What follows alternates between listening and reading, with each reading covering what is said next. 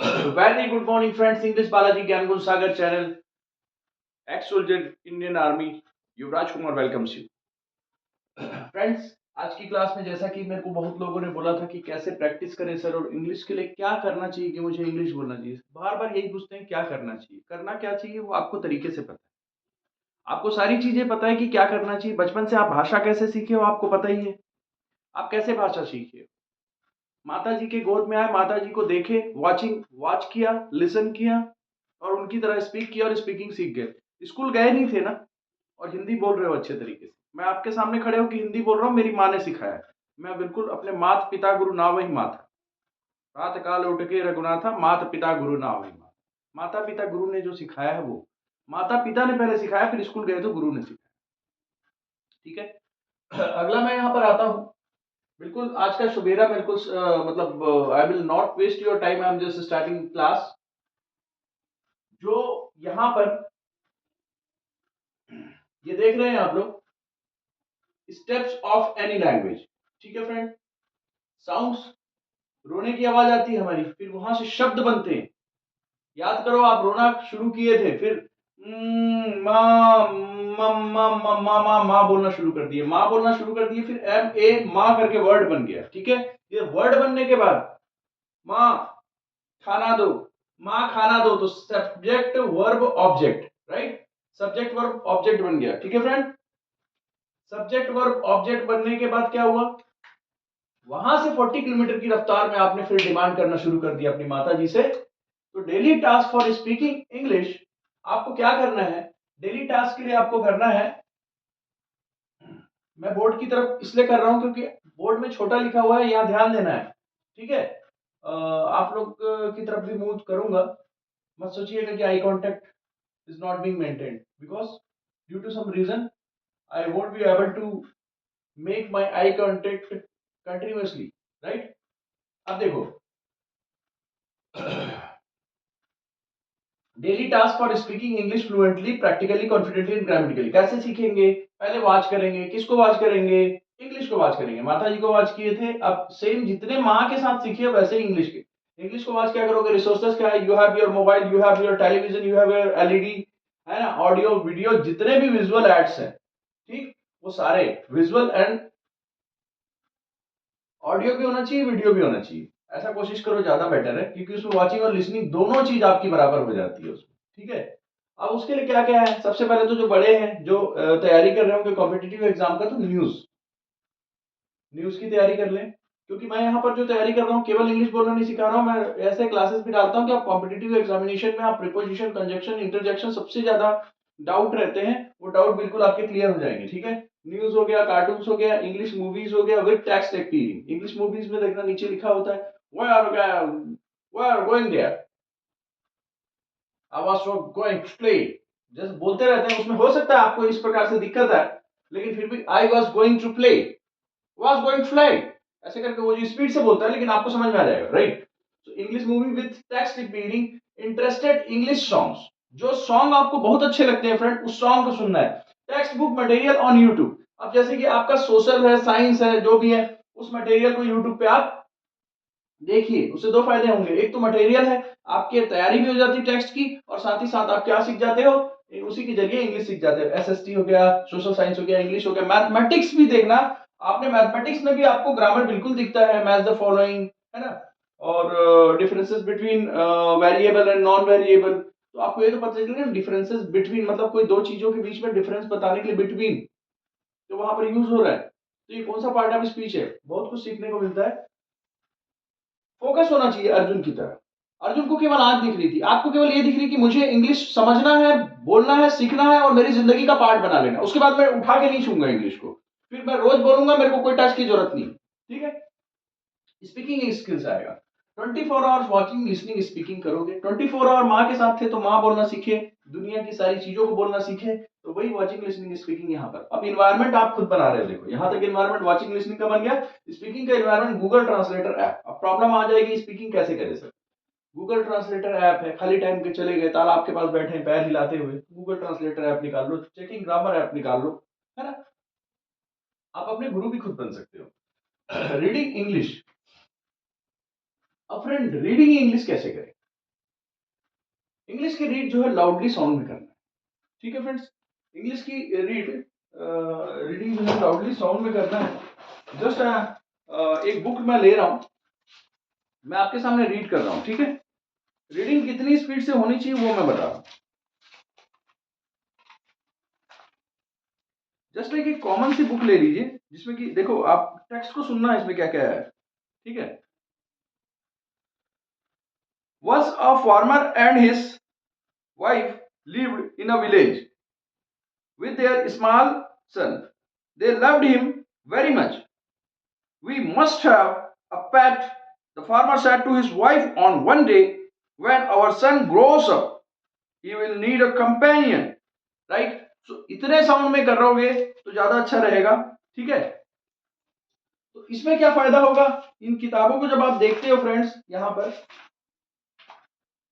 अब देख लीजिए, यहां पर दे आ गया, नाउन है, लव्ड वर्ब का सेकंड फॉर्म लगा हुआ है, हिम है ना, प्रोनाउन है, मच बहुत है, कितना मच है, वेरी मच है, एडवर्ब है, ठीक है। तो इस प्रकार से आपको मतलब सारी चीजें पता चल जाएगी, है ना। मच हो गया, क्वांटिटेटिव एडजेक्टिव हो गया, है ना, और वेरी हो गया, एडवर्ब हो गया, है ना, एडजेक्टिव की विशेषता बता रहा है। वी क्या हो गया, प्रोनाउन हो गया, मस्ट क्या हो गया, शैल विल शुड मे मस्ट, ये क्या है, मॉडल वर्ब, हैव हो गया, है ना, और उसके बाद फिर अपैट हो गया, नाउन हो गया। इस प्रकार से आपको इसमें सारी चीजें दिख जाएंगी, ठीक है।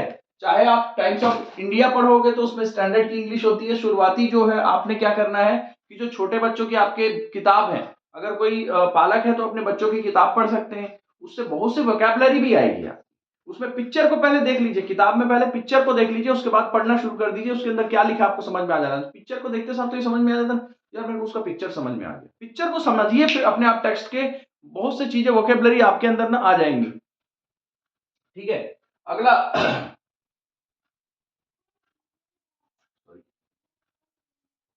अगला यहां पर फ्रेंड क्या होता है, जस्ट लाइक यहां तक तो आ गया कि रीडिंग इंग्लिश, इससे क्या होगा, loudly boost your self and for increasing confidence.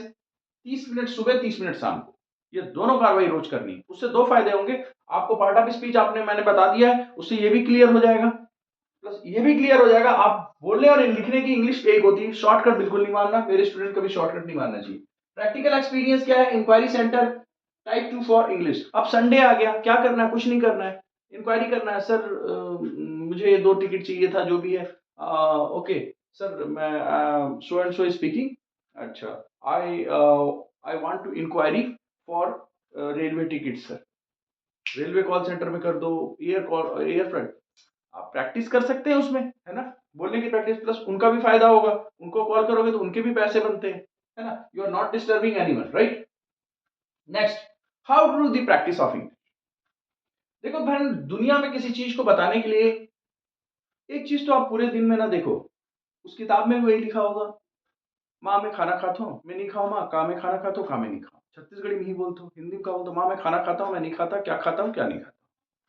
Same वैसे ही वर्तमान में कैसे बोले, सेम वैसे ही भूतकाल में मतलब पुराने समय को कैसे बताएं, सेम वैसे ही भविष्य को कैसे बताएं, सेम वैसे ही कंटिन्यूअस अभी जो चल रहा है उसको कैसे बताएं, पहले जो चल रहा था उसको कैसे बताएं, जो चल रहा होगा उसको कैसे बताएं, चल चुका है उसको कैसे बताएं, चल चुका था उसको कैसे बताएं, चल चुका होगा उसको कैसे बताएं, चल सकता है, चल सका, चल सकता था, चलना चाहिए था, जरूर चलना चाहिए, जरूर चलना चाहिए था, और जरूर चलना है।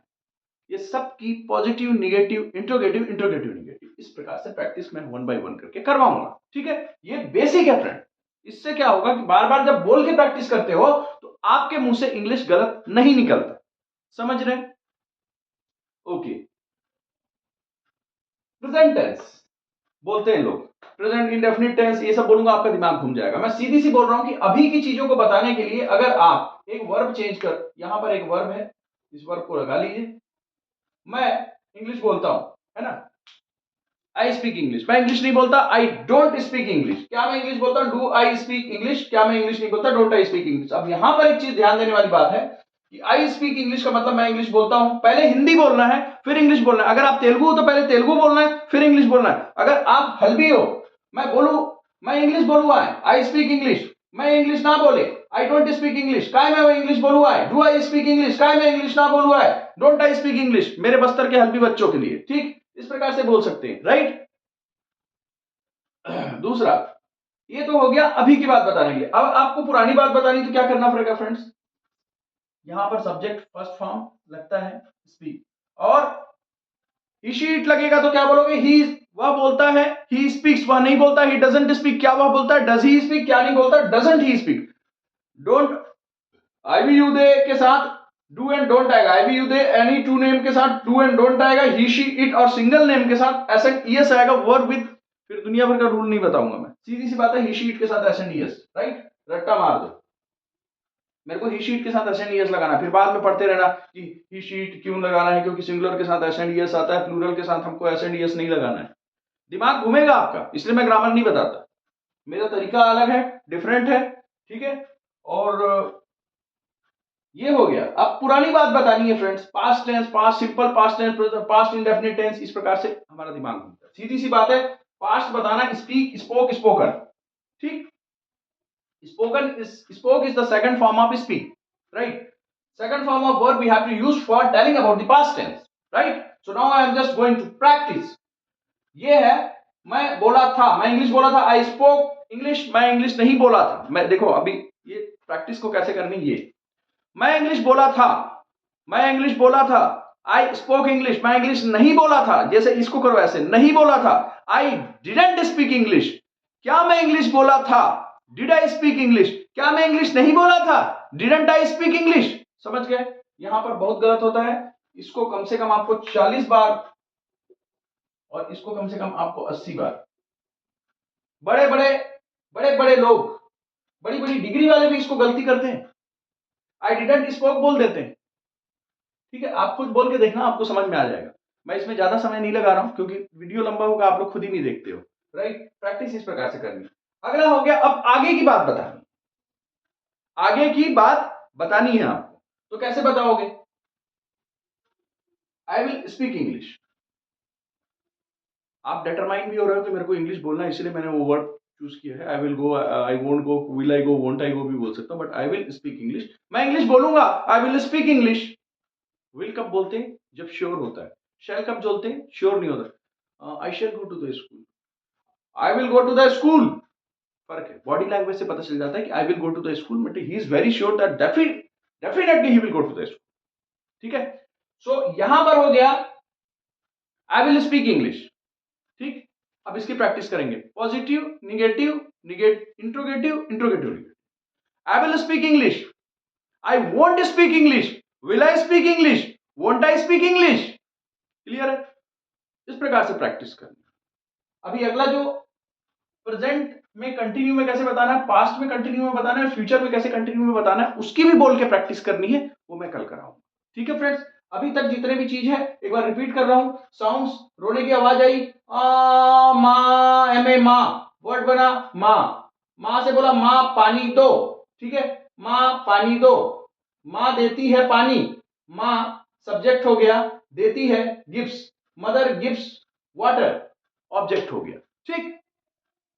अगला, माँ को वॉच किया, लिसन किया, 24 आवर्स वॉचिंग, लिसनिंग, स्पीकिंग माता जी के साथ किए, तो आप माँ से लेके वर्ड बोलना सीख गए। अगर बार बार इंग्लिश को ये जितनी चीजें बताई वो करोगे तो डेफिनेटली इंग्लिश बोलना सीखोगे। शाश्वत सत्य है, no one can change it, this is universal truth, whatever you have done with your mama to speak, mom gives me a glass of water, वैसे ही सेम टू सेम, ठीक है, यहां पर भी सेम टू सेम ही है friends. और जैसा बताया था, प्रेजेंट को बताने के लिए ऐसा, पास्ट को बताने के लिए ऐसा, फ्यूचर को बताने के लिए ऐसा, आप प्रैक्टिस कर दीजिएगा, आप सीख जाएंगे।